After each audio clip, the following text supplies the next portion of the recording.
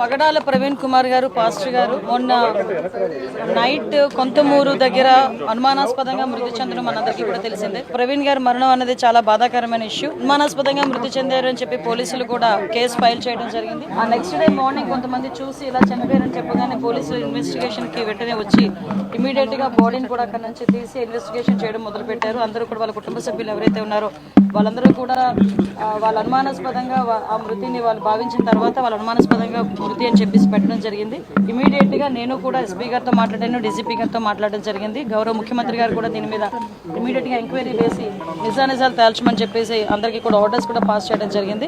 ఎక్కడ కూడా ఎటువంటి ఇబ్బంది లేకుండా పారదర్శకంగా దర్యాప్తు కొనసాగిస్తున్నాం. ఆల్రెడీ పోస్ట్ మార్టం కూడా ఈ రోజు రాజమండ్రిలో జరుగుతుంది. సో ఎవరు కూడా దీని మీద ఎటువంటి అపోహలు పెట్టుకోవద్దు. క్రైస్తవ సంఘాలన్నీ కూడా చాలా మంది వచ్చి అక్కడ డిమాండ్ కూడా చేశారు. డెఫినెట్ గా అన్ని కోణాల నుంచి కూడా దాన్ని మేము యాక్సిడెంట్ గానే పరిగణించట్లేదు. అలాగే అన్ని కోణాల నుంచి కూడా దర్యాప్తు కొనసాగిస్తాము. నియర్ బై ఉన్న సీసీ క్యామ్స్ అన్నింటినీ కూడా పోలీసుల ఫుటేజ్ కూడా తీసుకుంటున్నారు. అదేవిధంగా టవర్ డంప్ తీసుకుంటారు, సీడియాస్ ఆ నియర్ బై ఉన్న సీడియాస్ అవన్నీ కూడా తీసుకుంటున్నారు.